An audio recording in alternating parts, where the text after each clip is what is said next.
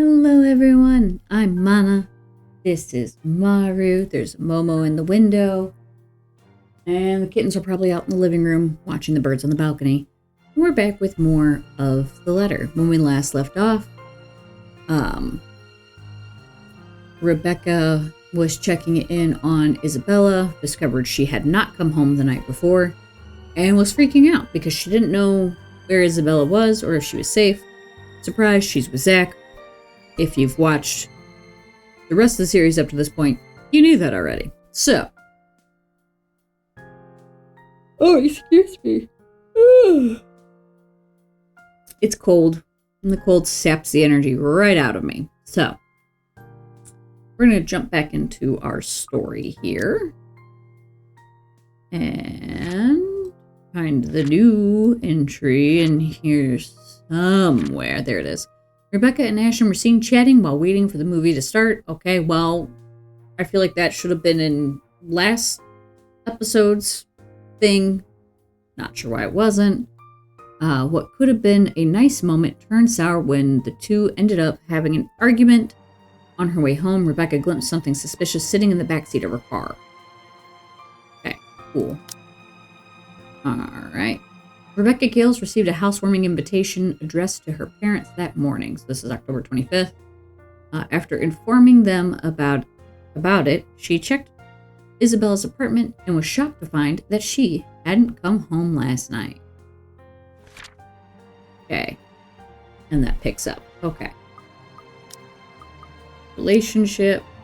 Ashton's down. Going great, guys. Who am I going to get killed this time? Surprise, it won't be Zach. I will not make that mistake again. I did not make that mistake again. The rest of the day slips away in a blur. Despite my best efforts in keeping this morning's events from surfacing in my mind, it stays.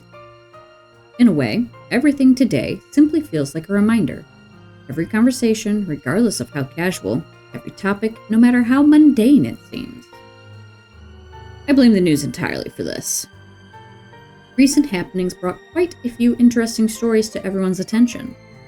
Mostly superstitious talks of death. And when locals talk about death here, anyone can sure as hell count on someone bringing up that mansion Isabella sold not a few weeks ago. Even my own students won't stop yapping about it. I think it's even worse than when it was put back up on the market. Now, there are more stories. If this is the world reminding me of what matters, or simply because the atmosphere around this time of year calls for it, I'd rather take the latter. At least then I can be sure people will forget about it in favor of another set of holidays after.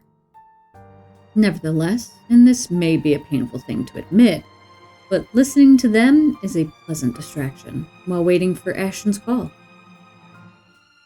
I hope he didn't forget. The day's about to end soon. No, that's got nothing with what I heard. You always hear stuff. I'm not sure if half of them's even real. No, really. Rowan knows about it. He used to be in the same class with them. I can hear you from back here, you know. Whatever, Rowan. Anyway, the story goes like this. There were 3 of them. They entered the mansion on a dare, and they were all never seen again. Oh, you mean the students who were on the video camera that Marianne found? No one knows what happened to them. Up to this day. Scary shit, man. Scary shit, man. Cock and bull story. Calling it now. No, you don't get it. Why don't you ask Miss Gales then? Better yet, why don't you go inside the place? I'm betting my allowance you can't do it. Their talk immediately halts when I look up, all of them suddenly pretending to be engrossed in their current activity. Still, a word to put a stopper to this nonsense is needed. Creativity and imagination fostered by these stories is one thing, but reckless ideas should be corrected before anything potentially tragic comes from it. Back to your worksheets, everyone. And I don't want to hear any talk of dares or going inside that mansion. It's private property now. You'd all better stay away from it before... At the noise, the whole lot of them go silent, You can almost hear a pin drop. The look on their faces would have made for a funny picture, but that's irrelevant at the moment. If that is a student loitering around, someone's going to be in trouble. I'll be back. If you're done, you can leave your worksheets on my desk. Keep the noise to a minimum while I'm gone, okay? I can sense their eyes on me as I walk out the door. A muted kind of anticipation. A bit unnerving, but it's far more agreeable than the feeling of being watched I've been enduring these past few days. Class is still in session for most of the rooms. In a few hours, once the final bell rings, however, this place will once again be filled with busy chatter and footfalls, an everyday cycle in itself. But for the moment, I let the silence guide me, my ears focusing on whatever sounds there are or there will be, searching for that distinct clanging of metal. A good minute passes, and for the portion of it, only my steps echo through the halls. And another. I'm about to turn around when the sound of it halts my footsteps. It's a little muffled and infrequent, but grows louder at each interval. With the hallway devoid of people, if I don't put a stop to it soon, it'll start to disturb the other classes still going on. Looking for it doesn't take long. All I do is follow the racket, and shortly I'm standing in front of a nondescript row of unoccupied lockers. And from inside one of them, sitting in the middle, comes the noise. Annoyingly disruptive now that I'm facing it. Like someone's pounding on the metal door from the inside, hoping to get out. Leaning forward, I try to glimpse through the horizontal slats of whatever's causing it. But in this light, only darkness greets me, and another round of clanging. Louder than the previous one. More desperate. Heard stories before from other schools, from a few colleagues who had to deal with it once or twice. Although personally, I've never encountered one myself, and I can only thank the heavens I haven't. But If this is another kid some other student stuffed in a locker. with a huff, I straightened up and studied it briefly with a frown. Without delay, I reached for its handle, and funny story, when I was in junior high, my English teacher, who I've known for a long, like I've known him most of my life, like his mom, his parents grew up down the street from us, they used to babysit us, known him for a long time. Like, we were walking out of class one day, and like he's joking around with us, and he makes a joke about shoving me in a locker, and I was like, listen, we all know I fit, and I literally opened my locker and climbed inside of it, shut it. And he's just standing outside my locker, dying laughing. He's like, what? Why would you just put yourself in a locker? And then when I came out, he's like, how did you know you would fit? I was like, well, when they were getting rid of the old lockers to bring in the new lockers, my mom bought a set of them to put out in the barn for us to put like stuff in, and like to use as storage for like playthings and stuff. And so we have these lockers in our barn, and when we were playing hide and seek, I would hide in them. So that's how I knew I would fit already. It was fucking funny. At once it stops, immediately replaced by the muffled sound of a mobile phone ringing.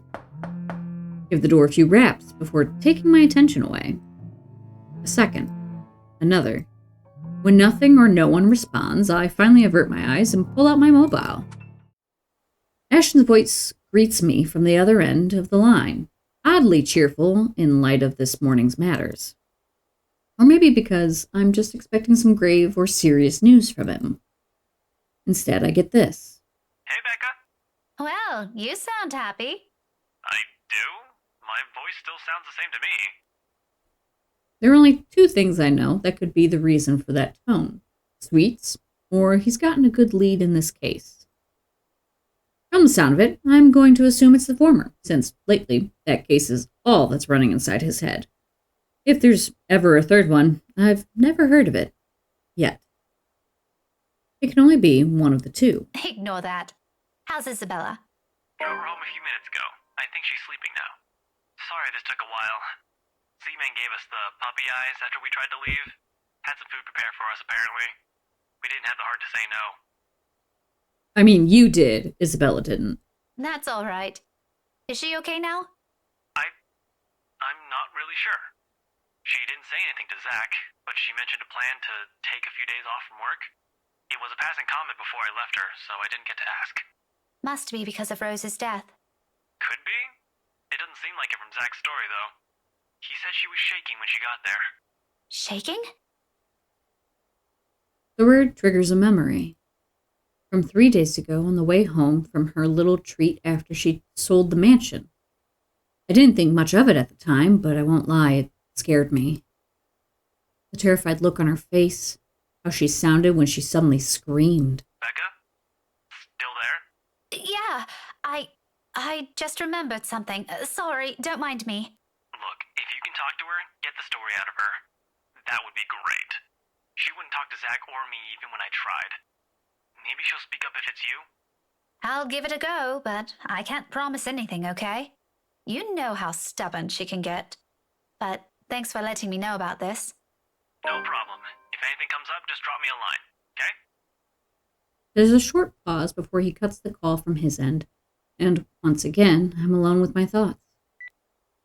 But rather than answers, all I got from it are questions. More of them. One on top of the other, as if the world isn't planning to give me a break anytime soon. But that's a problem I'll tackle later. Right now, I've got students who need to be taught follies of eavesdropping, if the slightly open door and their smothered laughter from inside is an indication. All right, enough eavesdropping. All of you, back to your seats. Is that your boyfriend, Miss Gales? None of your business. He totally is.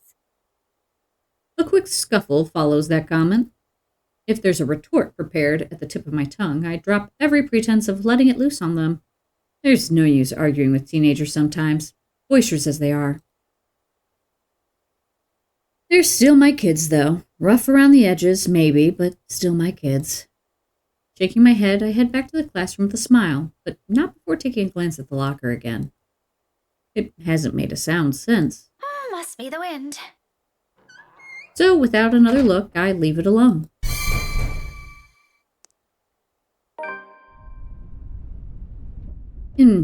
All in all, the entire school day ends without a hitch. It could have gone better, mind you, but with the exams nearing, getting out of work before the sun has set looks as though it's far off dream for now. At least until they're over. Then we have the holidays to look forward to. There really are times when you simply take what you can get for the time being. Nothing wrong with that. All I'm hoping for is this will continue until the whole day ends. There's still that promise I made to Ashton, and frankly, the idea alone doesn't sound good. If Isabella didn't talk to them, what makes them think she'll talk to me? Not like there's a hierarchy, is there? Just because I can handle Isabella's childish tendencies doesn't mean I can do it all the time. Really, those two give me too much credit. I realize I'm skipping words unintentionally. It's because I'm getting tired. The fatigue is getting me. Nevertheless, I'm keeping my fingers crossed, if only because I'm also worried about her. And both Zachary and Ashton deem it important that somebody get the story out of her. Here's to hoping it's got nothing to do with that letter. Again. I got bad news for you, sweetheart. It does. I understand if she feels a bit stressed lately, but keeping that story going on for more than a week is... it's bound to get tiring at one point.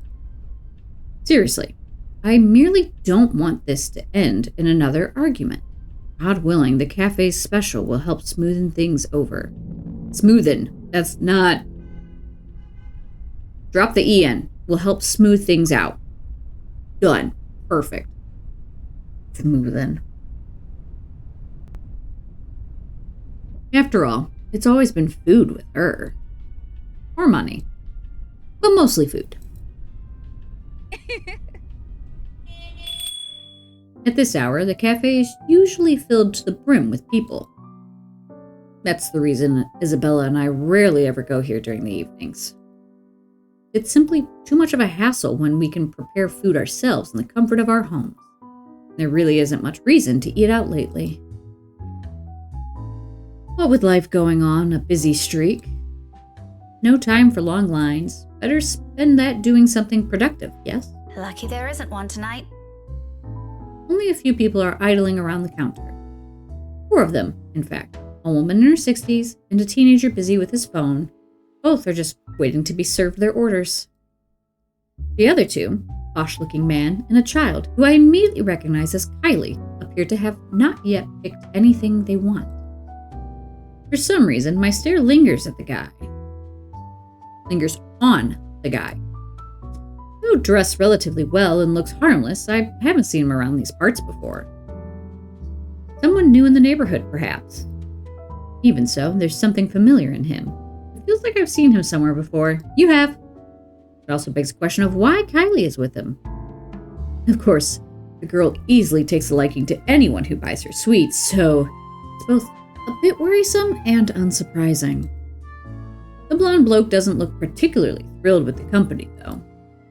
I tear my eyes away from them soon enough once the guy at the counter appears ready to take my order. That, and I'd also hate to be accused of oogling strangers. 2, evening special, takeout. He's already punching in the order before I even finish. Saying my order out loud is really more for formality's sake and made out of habit. He has known Isabella and I long enough that if we ever drop by here, he already knows it's always because I'm buying dinner for the 2 of us. I rarely visit here alone if I can help it, but Isabella can sometimes be a bad influence. He gives me a small smile before leaving to prepare my order, while I fish for my wallet when... Look, you little ankle biter. If I buy you the biggest parfait they have, will you please behave? I would just like 10 minutes of peace and quiet. You said you'll get me some bread pudding this time. Yeah, well, darling, they said they ran out of it. Just pick another one so we can be on our way. Their parfait doesn't look as cute as the one my mom bought me. Parfait is just ice cream, sweetheart. It'll melt no matter how dainty it appears. In the end, it'll all look like an ugly puddle. I thought parfait was like a yogurt. It's been a long time since I've had parfait, so I don't actually know. Now come on, just pick one. It could even be the most expensive one on that list. I don't give a shit. I don't care. Oh, what I would give for someone to buy you off my hands right now. What? My whole attention instantly snaps back to them and their conversation. Jumping to conclusions isn't something I'm particularly fond of, especially when all I have are baseless assumptions. But you can't really trust a stranger these days. No one around the cafe seems to have noticed his words either. Very suspicious words. Still, I don't move. Yet. But my hand has already shifted from my wallet to the book I'm carrying. A hardbound textbook. Looks harmless. But if a situation calls for it, it might be a good, deadly weapon. Might. I haven't gotten the chance to try it anywhere so far. Today could be the day. But you promised. Look, if you don't want a parfait, how about a Bonifay pie? I'm sure it'll taste just as good as any other bread pudding. I'll even buy you the entire tray. How does that sound? That's not what you said before. Well, sweetheart, adults change their minds sometimes. Sometimes circumstances change. You said if I come with you, you'll buy me a bread pudding, and I did, and now you won't keep your promise. He literally can't because it's not available. I want to go home. I miss my mom. No, darling, if I remember correctly, and I have a good memory, honey. What I said was, if you come quietly with me, I might buy you one. That is probably not what you said. The quiet part didn't happen. Though now that I'm sober, I think this is a bad idea. And I should just ship you someplace else for that peace and quiet. Oh, that's it. No hesitation. In a few paces, he's within my reach, and without warning, I'm slamming the flat area of the book against his skull. Ow! There's a cry of pain, followed by him instantly crouching down, hands nursing the sore spot. Almost comically, if this were a different situation and the safety of a sink-ready student isn't at stake, I'll probably feel sorry for him. I mean, has anyone seen how thick this book is? No, you haven't shown it to us yet. Please do. Get behind me, Kylie. Miss Pink! It's amusing how fast her expression changes from the pouty one earlier to something that of utter delight upon seeing me. But there's no time for any pleasantries, not even quick ones, because soon the man straightens, and I'm readying my favorite newfound weapon for another hit. But this time, he's ready, and before I can land another one, his hand shoots up to catch my wrist in a firm hold. And the look on his face. Bloody hell, woman! What's your problem? To say he's pissed would be a complete understatement. Had I been the weak-willed sort, I'd probably cower under his sharp gaze. But that simply isn't how I roll. If he thinks he can scare me and do as he pleases here, just because I'm a woman or whatever his reasons may be, he's got another thing coming for him. So instead, I return it to him with the same intensity, with the same venom. What's my problem? You're the one who has a problem here. Rotten bowbags like you don't deserve the freedom to run this town. What are you doing to this girl? And why is that any of your business, pray tell? Oh, it's my business if I make it to be. Now, release me or I'll call the police. Oh, you think that scares me, Daisy? I have a name, you sleazy douchebag. Oh, I'm sure. His grip on my hand only tightens when I attempt to shake it off. His tone may be dripping with anger and sarcasm, but the gleam in his eyes says it all. He's getting a kick out of this. Riling people up, getting on their nerves, invading their personal space. He knows exactly what and which buttons to push. The nerve of this person. The nerve of this arsehole. If he thinks I'm going to give in to this goading, please, he might as well just kiss his sorry behind. In fact, why not do the most sensible thing right now? Teach him a tough lesson. I know I hit him where it hurt last time, but I really hate him and I want to do it again. I know I won't get a different outcome if I choose the same choices, but it's satisfying. I'm gonna do it. Hit him where it hurts. Mister, you have until the count of 5 to let me go and step out of my personal space. A fair warning. Fairer than any I can offer for people of his kind, and I'm already being considerate. Hell, this arsehole doesn't even deserve a warning. If he doesn't listen, well, he's as much responsible for what will happen next as anyone. Or else what? Such vulgar words coming out of that pretty mouth. A gorgeous flower like you shouldn't even be saying. Don't say I didn't warn you, bowbag. Love that intensity, Daisy. FYI, I like feisty in a woman. It gives them this certain charm. Why don't you? 5. A second of silence. Then, without any preamble, my leg moves in one fluid motion and delivers a swift, powerful, well-placed kick to his nether regions. Needless to say, the effect is instantaneous. He yelps, abruptly drops his hold on me, and keels over, howling from the pain. I can see tears forming at the corners of his eyes, too, though the mere sight of it prompts not an ounce of remorse from me. I would have been gentler if he isn't such a dirty little prick with an ego too big for his head. Too bad. Whether this obliterates any chance of him ever procreating remains to be known. Too late.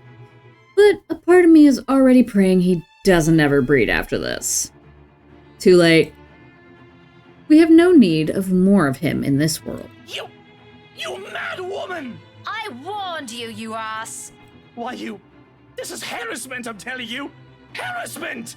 Then why don't you tell that to the police once they get here, You despicable! Whatever you're assuming I am, I'll have you know it's all in your head.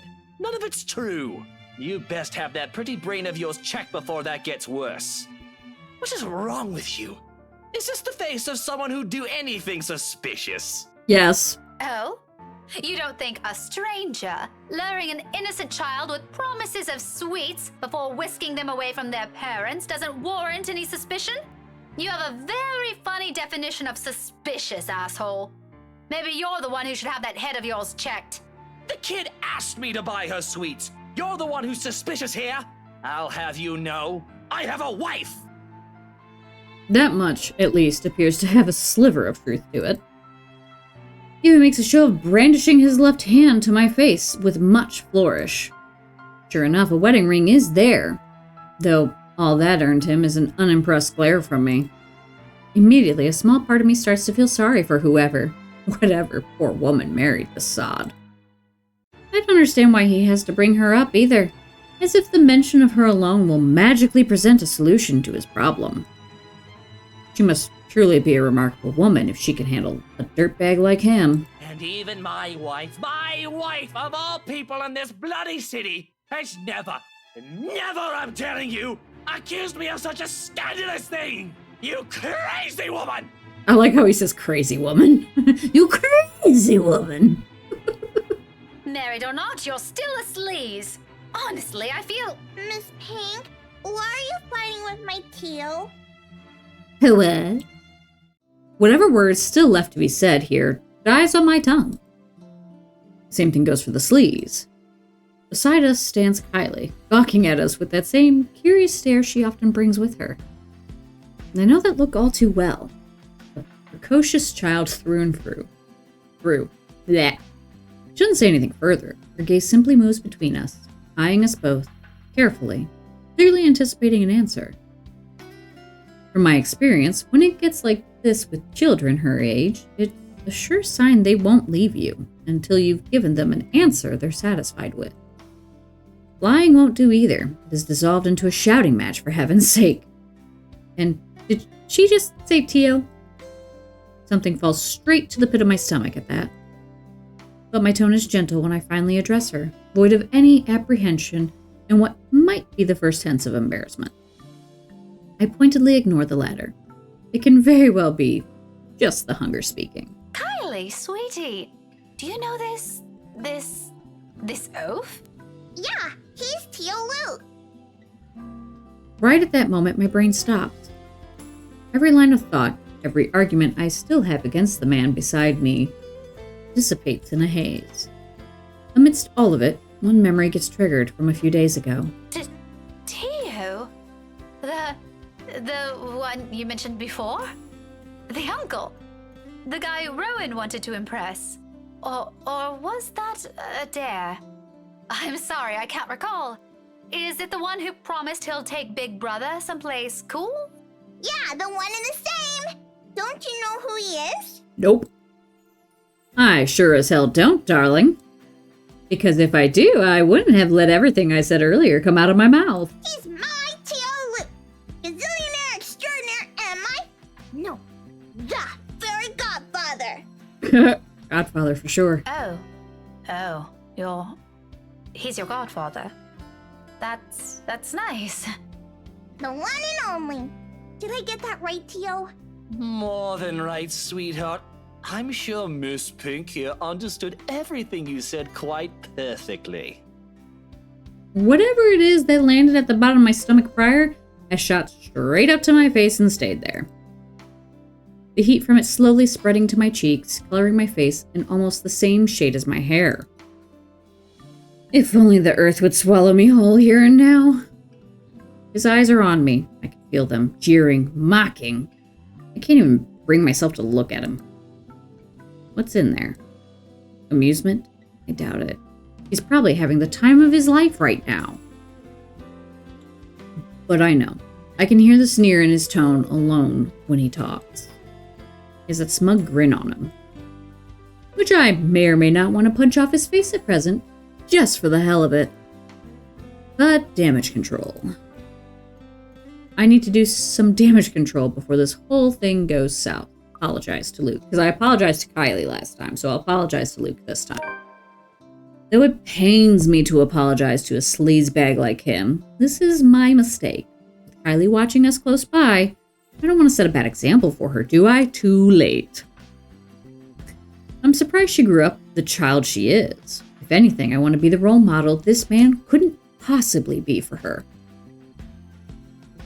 Even if it means taking a few blows to my ego and stroking his insufferable one. A deep gulp of air, a short moment to swallow my self-respect, and then I'm facing him. The words are out of my mouth in a single breath. I'm really, really sorry, sir.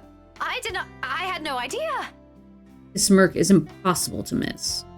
He's not making an effort to hide it, and even the smile is so irritatingly present in his tone. If I could slap it off him, I'd do it in a heartbeat. Now, it's an honest mistake, Daisy. No, I really mean it. I actually thought you were... And then... It's fine now. It probably happens quite a lot to a few people who look suspicious to you. Seems I'm one of them now. But don't lose sleep over it. Do be careful with that book, though. A little more and you would have dislodged my poor brain off my head. Too bad she didn't. What would I ever do if that happens? Die. Oh no! Did it leave a mark or anything? If you want, we can have it checked. I'll handle the expenses if there's a need for it. Now, what kind of man would I be if I let an attractive woman such as yourself do that? Why don't we just look at it this way? My forgiveness is coming from the utter goodness of my heart. You have a heart? So full of himself. Exactly the kind of person I'd happily leave to die in a ditch somewhere. Covered in petrol. On fire. Of course, sir. Why didn't I think of it that way? I know, right? But even someone as capable as you is bound to have a few lapses. No harm done, Daisy. Let's move on from this. Well, if you're going to put it like that, then I guess there's nothing left for us to talk about. I figured as much. Awkward. The whole exchange is nothing but an awkward display of fake pleasantries. One that brings much agony to the very pride I've willingly held back a while ago. I might need a drink later so I can forget any of this ever happened. Who would have thought the time would come when I'd meet someone tougher to handle than Isabella? Miracle of miracles, I swear. Though to my surprise, he offers me a hand shortly before they leave. For a shake, I realize, after a long minute of staring at it. I accept it, albeit half-heartedly. But all the goodwill that small gesture represents melts into thin air when he winks at me. Winks! The gall of this man. However, there's no moment to ponder it. Seconds later, the guy at the counter waves me over and hands me a paper bag as soon as I've paid. He offers me another smile before I leave. Normally, I'd return it simply for the sake of returning it. Or I don't at all, with the latter happening more commonly. For the time being, I do so freely. After that encounter and the scene we've caused, seeing a friendly gesture being extended to me, albeit from a person I barely know on a personal level, it feels like a reassurance despite bearing no promise of better days. Take what little of it with me as I step out into the night. And on that note, I'm going to call it here because I am all out of time. Oh, and I keep doing that. That needs to stop. I need to stop yawning. Anywho, excuse me. I will see you all later. Hopefully I am recovering smoothly. And when I am able to, I will give you guys an update. But that's future me's problem, not current me's problem. So, I'll see you all later. And remember to do something nice for a stranger today. You just might save a life.